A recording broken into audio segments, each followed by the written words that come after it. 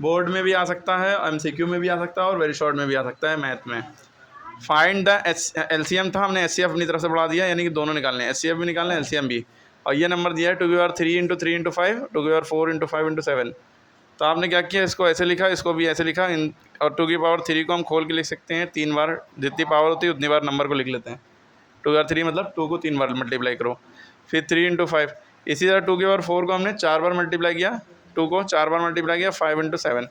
अब देखिए पहले हम क्या निकालेंगे, HCF निकालेंगे, पहले LCM नहीं निकालेंगे, पहले HCF का मतलब होता है हाईएस्ट कॉमन फैक्टर, इसको ग्रेटेस्ट कॉमन डिवीज़र भी कहते हैं, ग्रेटेस्ट कॉमन डिवाइज़र, ठीक है। तो अब देखिए HCF का मतलब हाईएस्ट कॉमन फैक्टर, यानी जो कॉमन हो। पहले ये 2 दोनों में है, दोनों में है, दोनों में है, तो इस 2 का एक 2 ये लिखा, इस 2 का एक 2 ये लिखा, इस 2 का एक 2 ये लिखा। ये कॉमन नहीं, 2 छोड़ दिया, ये 5 भी कॉमन है तो इसको भी लिख लिया।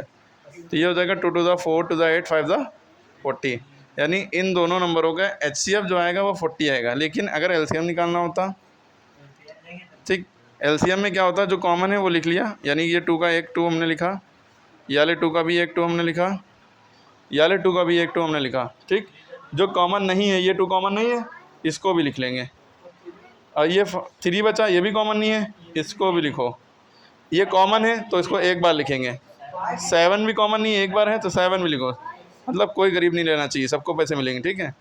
2 to the 4 to the 8 to the 16 3 the 48, इतना ही टेबल आता है। 48 इंटू 5 7 the 35। अब इन दोनों को मल्टीप्लाई कर लिया, आंसर कमेंट में बताइए। LCM कमेंट बताइए, SCF मैंने बता दिया। इन फ़र्क क्या है, SCF में बस कॉमन को लिखते हैं, LCM में जो कॉमन होता है उसको भी लिखते हैं एक बार, और जो बचा हुआ उसको भी लिख के मल्टीप्लाई कर देते हैं।